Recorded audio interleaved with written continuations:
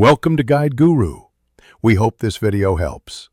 You start by confirming the Epic Games launcher is updated and that Fortnite is pointed to the correct install folder. This prevents mismatched version checks.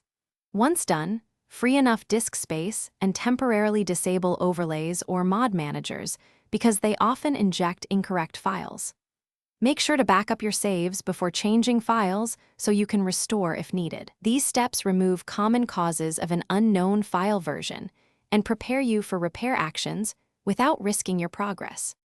Now run the Epic Games Launcher Verify tool.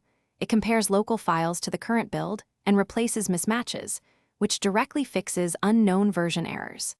If verification fails, delete the game's saved and cooked folders to force fresh content redownload, then rerun Verify. This clears leftover cached data. Also reinstall DirectX and Visual C++ redistributables because missing runtime libraries can trigger version detection bugs. Once those repairs finish, restart the launcher to let changes register. If previous steps don't fix the unknown file version, do a clean reinstall.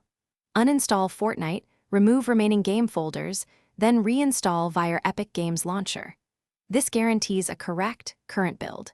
Make sure to whitelist the launcher and game in your antivirus and remove third-party mods or launchers that modify files.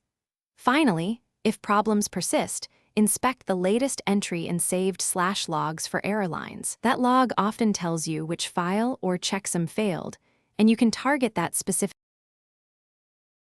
Thanks for watching. Consider subscribing if we helped you today.